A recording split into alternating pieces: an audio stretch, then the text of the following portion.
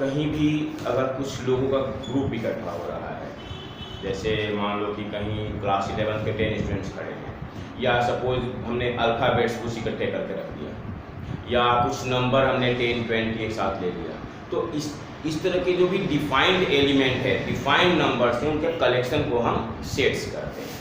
वैसे अगर मान लो जैसे मैं एग्जांपल लिख रहा हूँ यहाँ पर ABCDE, आप इसको और एक लिखा मैं 1 2 3 4 इसको, और एक मैंने लिखा AB5 7 ये, क्या इसका कुछ नाम दे सकते हो? नहीं, इसको आप क्या करते हैं, ABCD क्या होता है?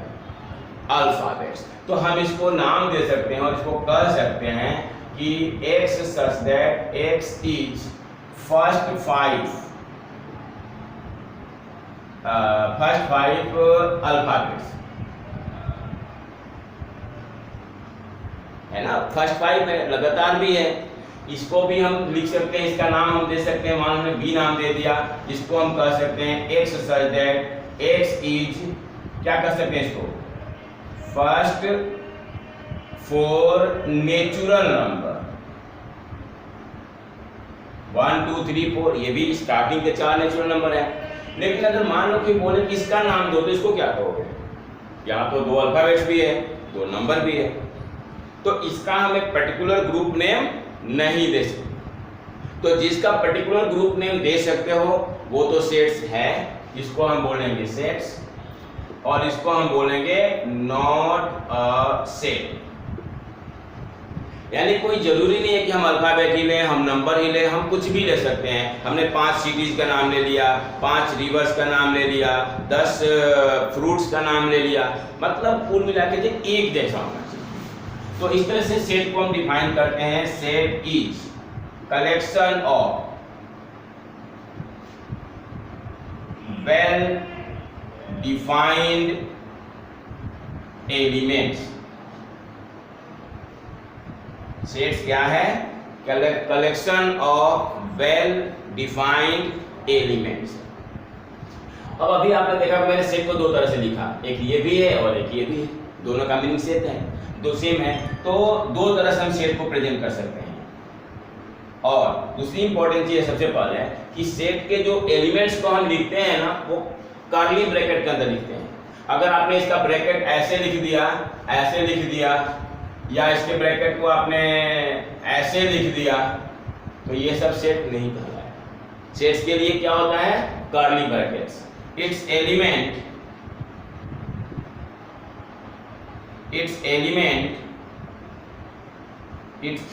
elements can be written inside the curly bracket. Its elements can be, आप इसको पूरा its elements be written inside the, क्या बोलते हैं इसको, कर्ली ब्रैकेट, आप बोल सकते हो इसमें कर्ली ब्रैकेट। इसके एलिमेंट्स को हम कॉमा के तहत सेपरेट करते हैं। अगर आप एक ही साथ लिख दोगे तो उसको एक एलिमेंट काउंट किया जाएगा, लेकिन यहाँ कितने एलिमेंट्स काउंट किए जाएंगे? 5। तो पहला नंबर कि वेल डिफाइंड होना चाहिए, दूसरा नंबर कि इसको लिखेंगे हमें कर्ली ब्रैकेट के अंदर, तीसरा नंबर सेपरेट करेंगे कॉमा के। अब हम बात करते हैं रिप्रेजेंटेशन ऑफ सेट्स। तो सेट्स को हम 2 तरह से रिप्रेजेंट कर सकते हैं। Sets can be written presented by 2 way. तो प्रेजेंटेशन ऑफ सेट्स हम उसको कहते हैं, ये तो कल एग्जांपल है, ये आप डेफिनेशन लिख लो, ये डेफिनेशन लिख लो पहले।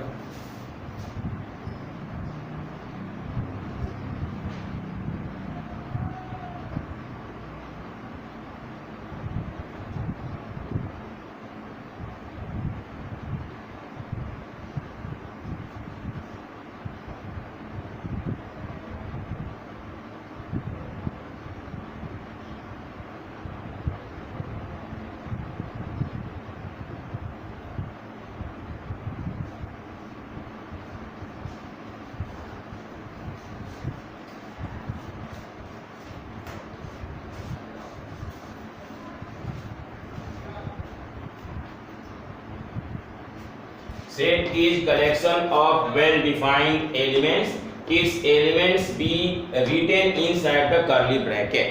फॉर एग्जांपल, अब एग्जांपल यहां मैं कर दे रहा हूं दोबारा से। कर्ली ब्रैकेट में 1 2 3 4 ए नाम रख दिया हमने, इसका बी नाम हमने रख दिया, ए ई आई ओ यू। अच्छा ये बताओ, क्या इसको हम सेट कर सकते हैं? क्या इसका ग्रुप नेम दे सकते हो? क्या बोलोगे?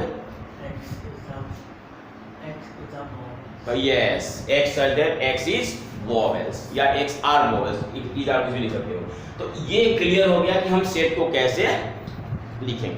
अब प्रेजेंटेशन है, एक होता है हमारा रोस्टर फंक्शन, दो तरह से हम सेट को प्रेजेंट कर सकते हैं। एक को बोलते हैं रोस्टर मेथड, इसको हम लिस्टिंग मेथड भी कहते हैं, आपके बुक में सारे सिनोनिम वर्ड्स दे रखे होंगे। और दूसरे को हम बोलते हैं सेट बिल्डर फॉर्म। ये एक सेट बिल्डअप करता है, जैसे मैं दोनों का आपको एग्जांपल दे रहा हूँ। इसमें हमारा रोस्टर में हो गया ए ई आई ओ और यू, तो इसी को हम सेट बिल्डर में लिख सकते हैं x such that x is vowels.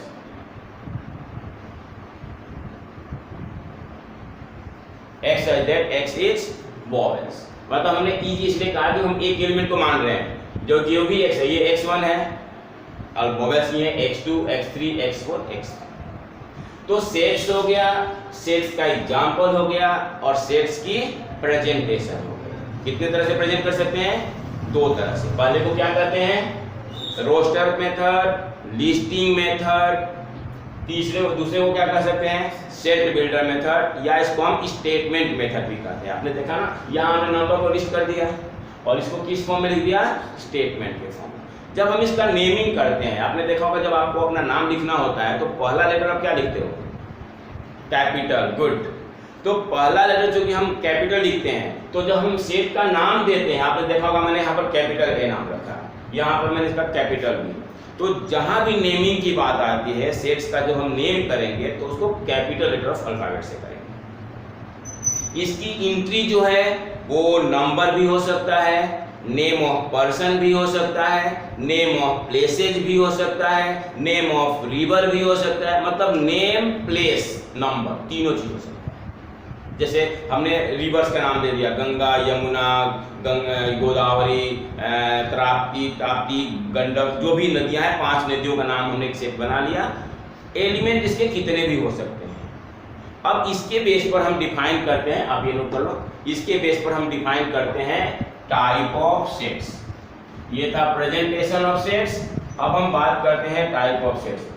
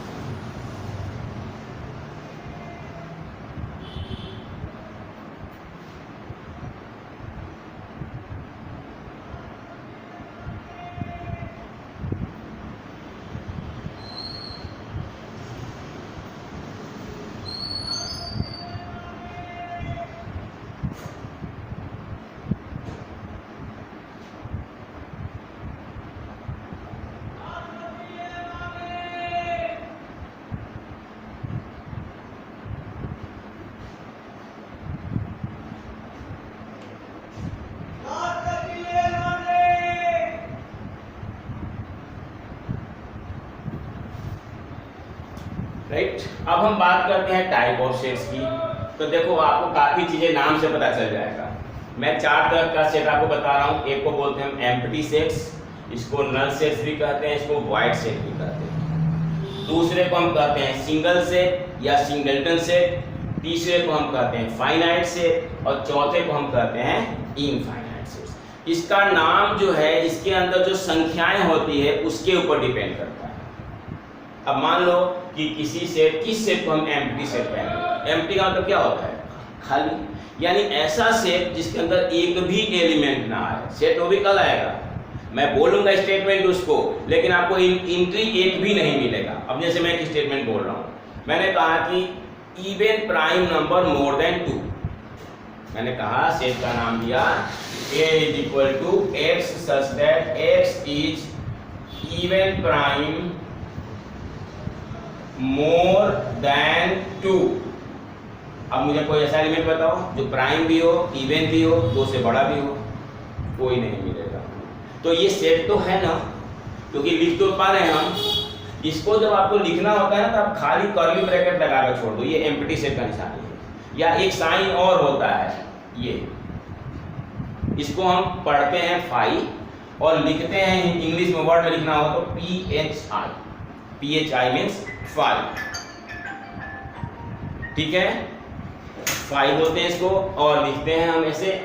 और ये ऐसा सेट है जिसके अंदर एक भी एलिमेंट नहीं आता है।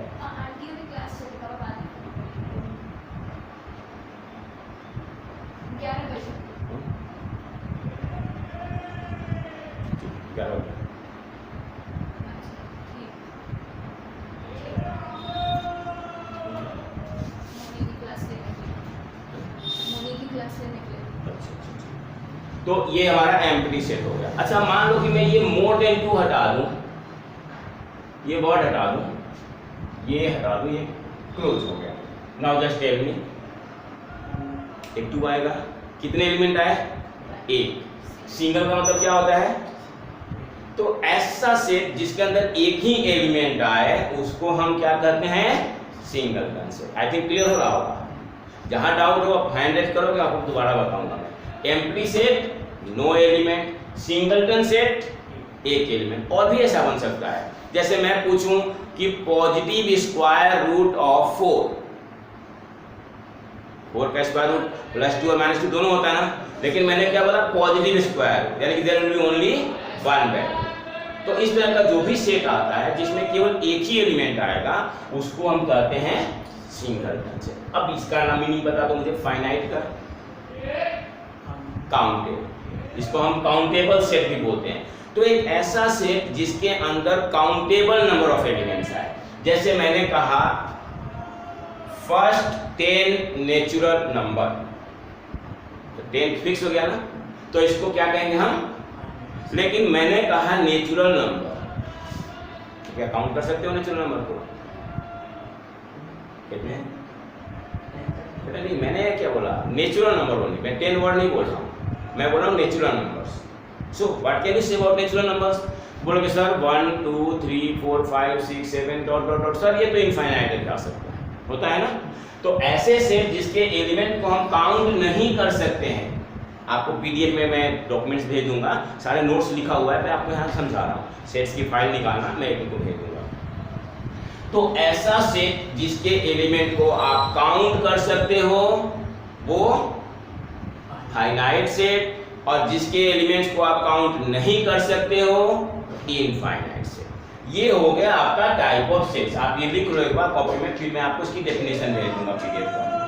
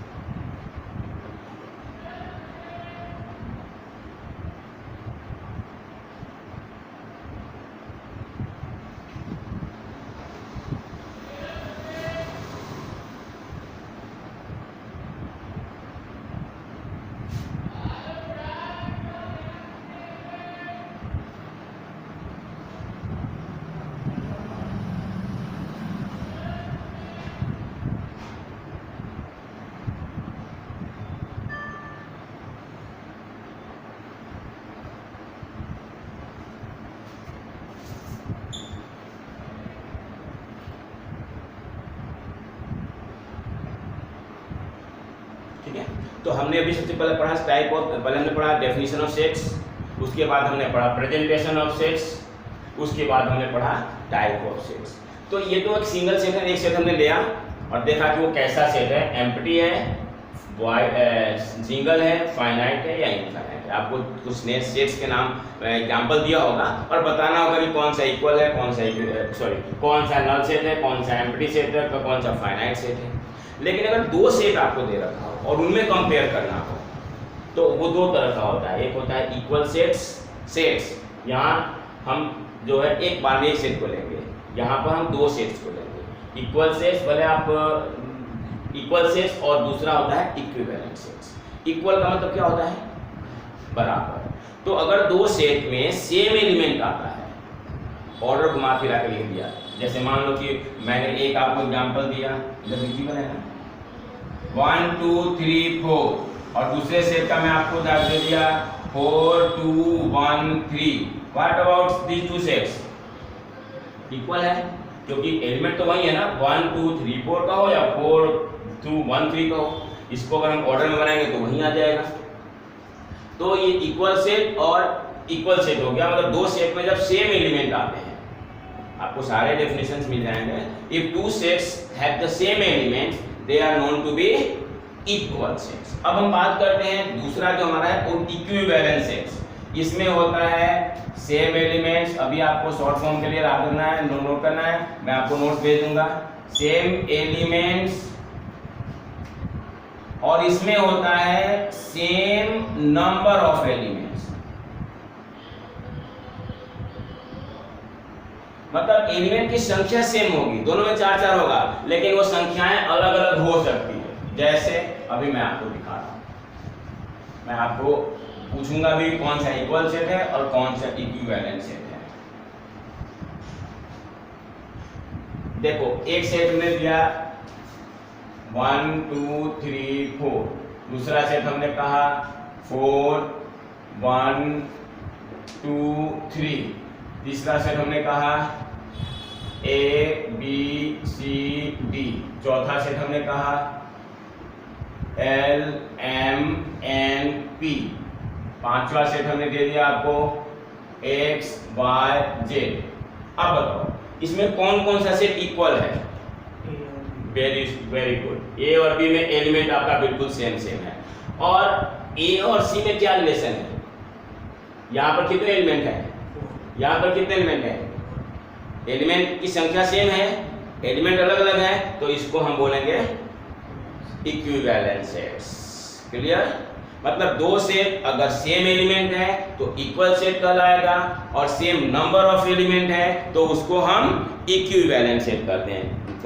अब एक चीज यहाँ पर और है, अब जैसे मान लो कि इसके अंदर 1 है और ये सेट का नाम A है, अगर 1 इस सेट के अंदर एलिमेंट है तो हम कहते हैं बिलोंग्स टू। और अगर मान लो कि मैं पूछूं कि व्हाट अबाउट 5 और A, क्या बिलोंग है? 5 A में बिलोंग करता है, तो इसको हम लिखते हैं ये सब, इसको बोलते हैं बिलोंग्स टू, और इसको बोलते हैं does not belongs to.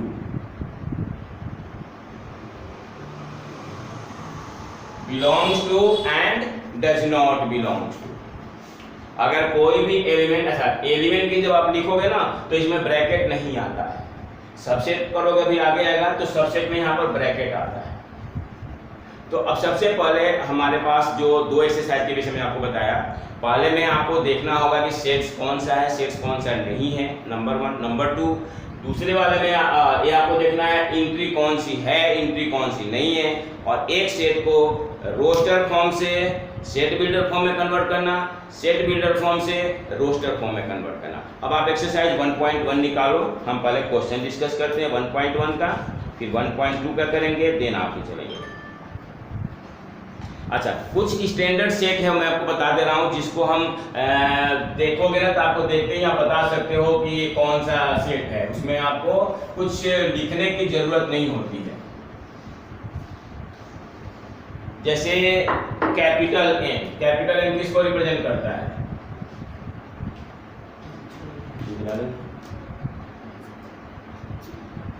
Yes, इसको हम बोलते हैं set of natural number. W किसको रिप्रेजेंट करता है? Set of whole number, set of whole number. Z किसको रिप्रेजेंट करता है?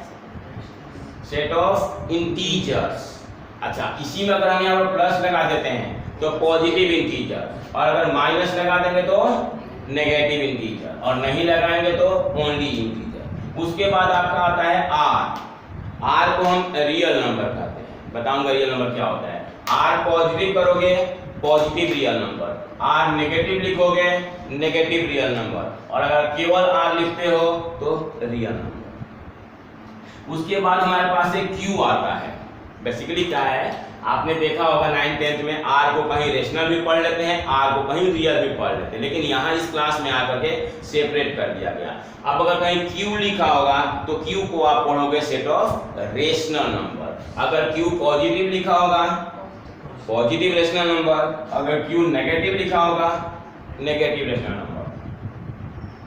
तो नेचुरल नंबर, होल नंबर, यहाँ पर मैं पॉजिटिव नेगेटिव नहीं बोला क्योंकि ये पॉजिटिव ही होते हैं।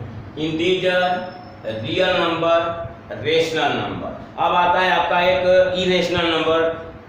तो इरेशनल नंबर के लिए लिखते हैं, वो कभी कभी टी मानते हैं उसको, कहीं कहीं उसको कुछ भी मानते हैं, लेकिन ये जो है आपका जैसे ना डिफाइंड है, इसके लिए आपको कुछ सोचने की जरूरत ही नहीं है। दूसरा हमारे पास एक जेड को ना हम कॉम्प्लेक्स नंबर भी मानते हैं, जेड को आप कॉम्प्लेक्स नंबर भी मानते हो, लेकिन वो भी आपको लिखा हुआ है। वैसे सी फॉर कॉम्प्लेक्स नंबर भी होता है, ये आगे के चैप्टर में आएगा। तो इस तरह से ये आपका स्टैंडर्ड सेट्स है, इसको हम बोलते हैं स्टैंडर्ड सेट्स। आपको बिलोंग्स टू का, डज नॉट बिलोंग्स टू का भी मीनिंग समझ में आएगा।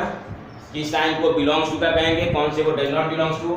This time is for belongs to and this time is for does not belongs to.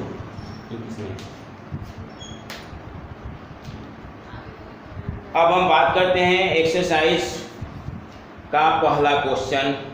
आपसे पूछा गया है कि which of the following are sets, और जिसमें भी आप सेट्स कहोगे आपको जस्टिफाई करना पड़ेगा कि हम उसको सेट्स कैसे कहेंगे। अब पहला इन्होंने पूछा है, तो जस्टिफिकेशन में क्या होता है कि अगर आप उस सेट की एंट्री को ला सकते हो तब तो आप कहोगे कि हाँ ये सेट है, इसके अंदर एंट्री ये आएगी। और अगर ऐसा होता है जिसमें आप सेट की एंट्री नहीं पता कर सकते हो तो बोलेंगे कि वो सेट नहीं। हाँ, ऐसा नहीं है कि सारे एंट्री आपको पता लग जाएगा। अब 2-4 भी एंट्री आप बता देते हो और आगे डॉट डॉट लगा देते हो तो वो सेट तो होता है, इनफाइनाइट सेट। अब जैसे पहला क्वेश्चन है, the collection of month, all month of a year beginning with the letter J. तो can you give the name of month which started from January, which started from J. J से start होने वाले कौन कौन से month है? जनवरी, तो इसका आंसर आएगा यस। जनवरी आ गया, जून आ गया, जुलाई आ गया, 3 एलिमेंट तो आए ना, तो इसलिए वो सेट हो जाएगा। दूसरा कह रहे हैं कि collection of 10 most talented writers of India. अब देखो आप, मैं वो क्या नाम है, नॉवेल पढ़ते हो, आपके लिए बढ़िया बुक नॉवेल होगा। मुझे नॉवेल अच्छी नहीं लगती, मैं कार्टून की बुक पढ़ता हूँ, तो मेरे लिए तो बेस्ट बुक ना कार्टून का हो गया। तो अगर कोई ऐसा स्टेटमेंट जो किसी और के लिए कुछ और हो, किसी और के लिए कुछ और हो, उसको हम सेट नहीं कर सकते। अब मान लो कि मैंने कहा कि प्रेसिडेंट ऑफ इंडिया के आप एक सेट बनाओ, तो मैं ये तो नहीं कर सकता ना कि नहीं मेरा प्रेसिडेंट तो राजेंद्र प्रसाद नहीं थे, वो तो मानना ही पड़ेगा, देश के प्रेसिडेंट थे वो। तो अगर एक सेट में आपके केवल एक ही कैटेगरी के मतलब डिफाइन सबको मानने वाला एलिमेंट आता है, वो ये तो नहीं कर सकता कि ए अल्फाबेट नहीं है, ए को ये तो नहीं कर सकता कि अल्फाबेट नहीं है। तो जहां भी आपको डिफाइंड एलिमेंट मिल रहे हैं, एलिमेंट सर्वमान्य मिल रहे हैं, वो सेट होगा, और जहां डाउट है वो सेट नहीं। तो पहला आपका सेट हो गया, दूसरा आपका सेट नहीं हुआ, तीसरा भी आपका सेट नहीं हुआ होगा। क्यों नहीं होगा बेटा? क्योंकि देखो मान लो अभी आपने देखा होगा आईसीसी की रैंकिंग आती रहती है, कभी फर्स्ट 10 में कोई और प्लेयर होते हैं, कोई थोड़े दिनों के बाद कोई मैच होता है और किसी कंट्री का टीम अगर परफॉर्म मतलब बिलो एवरेज कर देती है तो उसकी रैंकिंग चेंज हो जाती है। तो इस तरह से हम इसको भी कहेंगे कि वो सेट्स। लेकिन जो तीसरा पार्ट है, तीसरा पार्ट पढ़ो, क्या है क्वेश्चन? वो हो गया, उसके बाद वाला collection of all boys in your class. तो आपके क्लास के बॉयज तो फिक्स है ना भाई, तो कंफर्म है 11th क्लास में वो बच्चे पढ़ेंगे, तो ये सेट हो जाएगा। तो आप लिख सकते हो अपने क्लास के बच्चों के कुछ 2-4 बच्चों का नाम लिखो और कोमा लगा लगा के छोड़ दो, और भी आ सकते हैं बच्चे हैं। अगर मान लो कि मैं कहा तो कोई बोलता है कि इसमें तो बच्चे चेंज हो सकते हैं, तो क्या फर्क पड़ता है, हम तो हैं उस क्लास में। सिंगल सेट भी तो होता है, सिंगल सेट भी तो होता है। अब हम बात करते हैं जो नेक्स्ट हमारा क्वेश्चन है, collection of all natural number less than 100। तो less than 100 natural number fix है, 1 से शुरू होगा, आगे तक जाएगा। तो इस तरह से जो है, अच्छा एक बार इसको मत करके म्यूट करके मुझे बात करवा दो।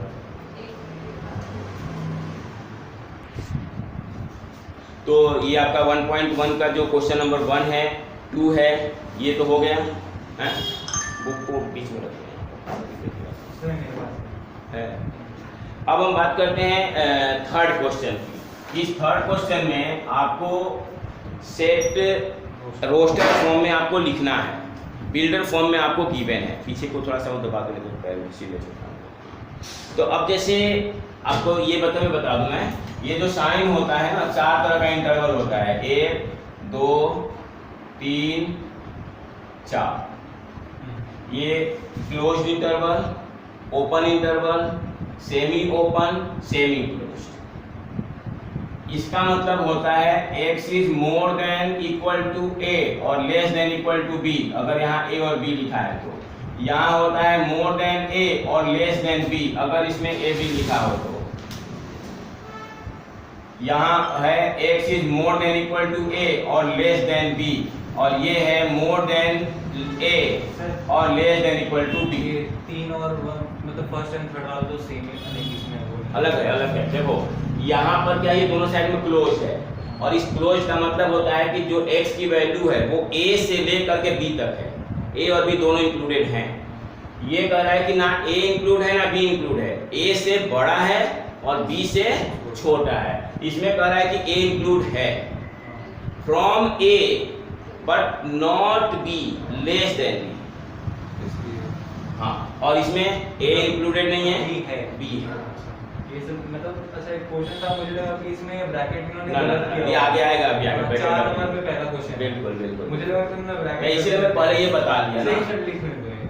अच्छा बुक में चलो, हाँ बुक में है, थोड़ा आएगा, अभी आगे आएगा ये, लेकिन एक्चुअली में क्या है ना, पेज नंबर 11 पे है ये क्वेश्चन आ चुका है 4 नंबर पे, यहाँ पहले आ चुका है, इसलिए मैं पहले बता दिया। यही तो अंतर हो जाता है ना कि बुक में, टीचर में, ऑनलाइन में, प्रिंटिंग में वो मिस्टेक ना ऑनलाइन में ऑफलाइन में सब अंतर हो जाता है। तो मैं इस बात के पूरी तरह से एग्री करता हूँ। जो आपका क्वेश्चन है इसमें थर्ड में, तो थर्ड में आपको -3 से 7 के बीच के इंटीजर्स लेने हैं, तो लेकिन -3 और 7 को इंक्लूड नहीं करना है। -2 हो जाएगा। हाँ, -2 क्वेश्चन नंबर फर्स्ट पार्ट है ना, -2 -1 0 1 2 3 4 5 और 6, and always remember the elements will be inside the curly bracket। अब इसका second part, b equal to curly bracket x such that x is a natural number less than 6। ये तो natural number कहाँ से शुरू होता है? 1 से 1 to 5। अब अगर ये लेस देन इक्वल टू 6 कहते तो हम 6 भी इंक्लूड कर लेते। थर्ड वन कह रहे हैं अ 2 डिजिट नंबर जिसका सम 8 हो, 2 डिजिट, ध्यान रहे, तो पहला नंबर 17 होगा, 1 + 7 8 हो जाता है ना, दोनों को प्लस करने पर डिजिट को 2 के साथ 6,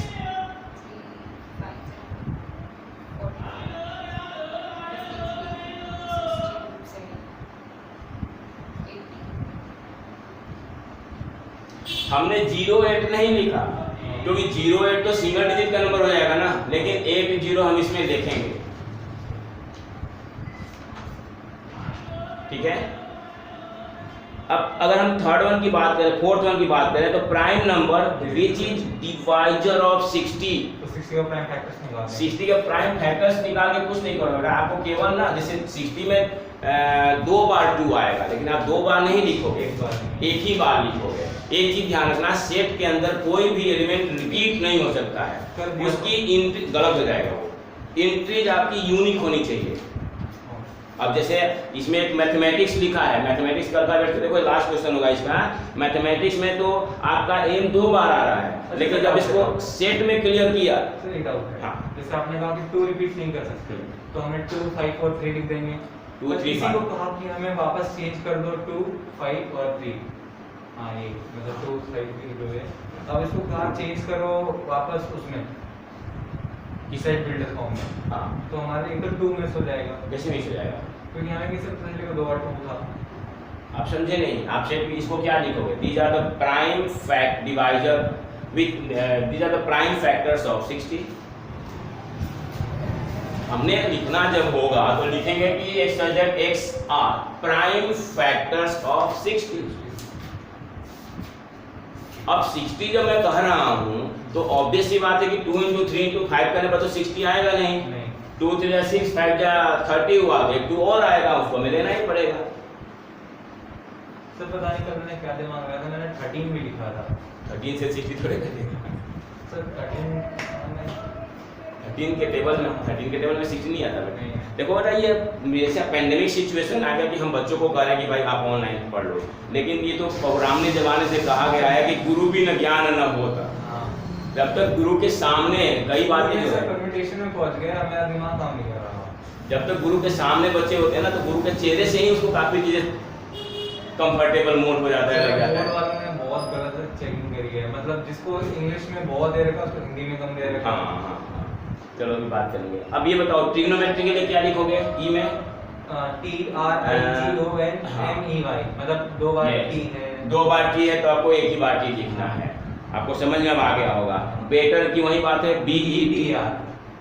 अब सबसे इंपॉर्टेंट चीज समझने वाला जो होता है वो लिस्टिंग से सेट बिल्डर में कन्वर्ट करना, और इसमें आपके डिफरेंट भी आंसर हो सकते हैं। अब जैसे पहला क्वेश्चन है, क्या कहोगे इसको? x is a multiple of 3 which is less than 13।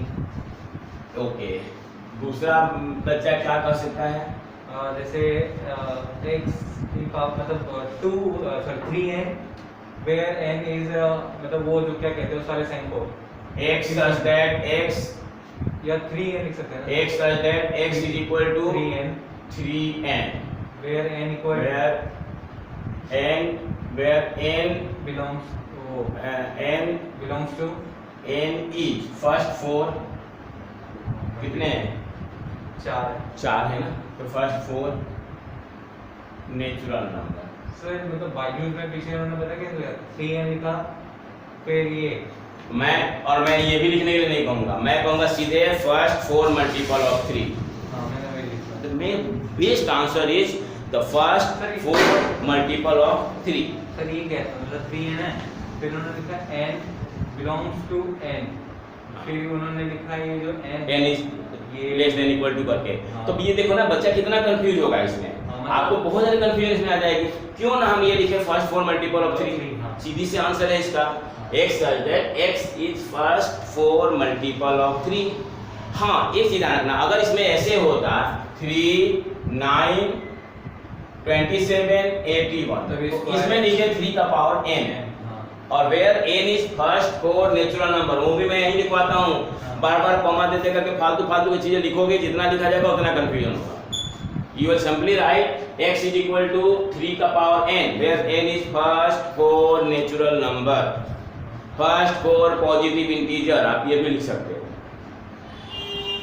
अब जो आपका दूसरा नंबर है, मैं इसी के लिए शायद बोला हूँ 2 4 8 16 32, मैं इसी के लिए आपको हिंट दिया हूँ। यू कैन राइट हियर 2 का power n such that n is first natural 5 natural number। Natural number.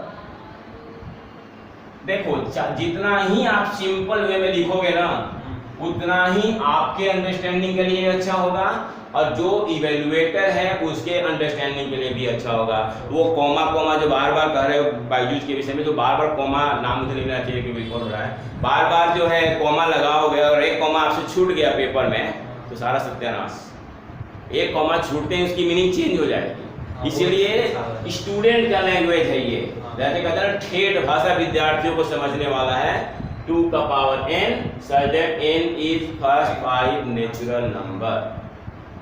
आपके सामने जो अगला क्वेश्चन है 2 4 6 8, इसका वही मतलब 5 की पावर है, वेयर नहीं कौन सी बात, मैं 4 की बात कर रहा हूँ।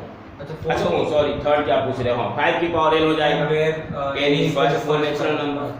आप अगले क्वेश्चन अगले पार्ट की अगर बात करो तो मुझे इवन नंबर्स दिख रहा है। No, why 2n, why not even number? Even natural number. Even natural number. मैंने इस तरह से लिख दिया x equal to 2n where हाँ। n is a natural number. ये वो भी हो सकता है, दोनों सही है।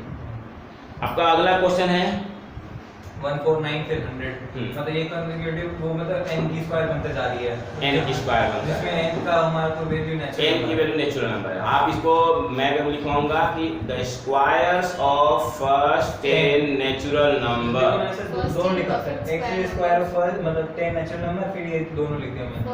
भाई देखो मेरे स्टूडेंट हो तो फर्क तो पड़ेगा ही, 3 साल हो गया हैं, ये तीसरा साल है, 9 8 9 10 हो गया क्लियर, 11 12 आगे जहाँ तक पढ़ोगे।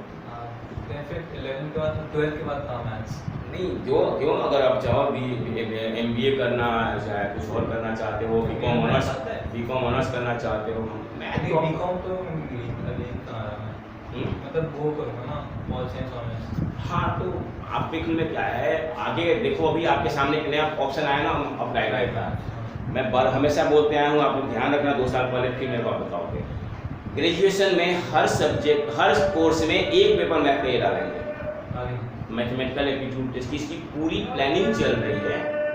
रीजनिंग जो है सर वो हर जगह अभी आप देखो अप्लाइड मैथ में आपको ज़्यादातर रीजनिंग वाला क्वेश्चन इसीलिए डाला है कि जो बच्चे ये इनका मेन मकसद क्या है, ये मेन मकसद बनाया ही क्या है कि जो बच्चा मैथ नहीं पढ़ने में घबराता है वो भी इसको पढ़ लेगा। रेशियो, प्रोपोर्शनल, फैक्टराइज सारा तो स्टार्ट में स्टैंडर्ड लिया, उसके बाद जब अप्लाइड आपने वो भेजा था ना सिलेबस, तो मैंने उसमें चेक करा कि इसमें मैथमेटिकल रीजनिंग बहुत ज़्यादा है और इसमें देखो मेरे पास जैसे कोई इन्फॉर्मेशन आती है मैं सबसे पहले स्टूडेंट्स को शेयर इसमें प्रोबेबिलिटी भी ज़्यादा थी और फिर जो ग्राफ वाले क्वेश्चन थे अप्लाइड में ज़्यादा है, और कोई भी कॉम्पिटिटिव एग्जाम आ गया है कि उसमें यही अप्लाइड वाले ही क्वेश्चन आते हैं। स्टैंडर्ड तो साइंस को देख के बनाया गया था, इंजीनियरिंग टेक्नोलॉजी के हिसाब से। इसलिए मैं अप्लाइड। अच्छा अब हम बात करते हैं जो आपके सामने 5th क्वेश्चन है, list all the elements of the set odd natural number, you can do it 1 3 5 7 dot dot.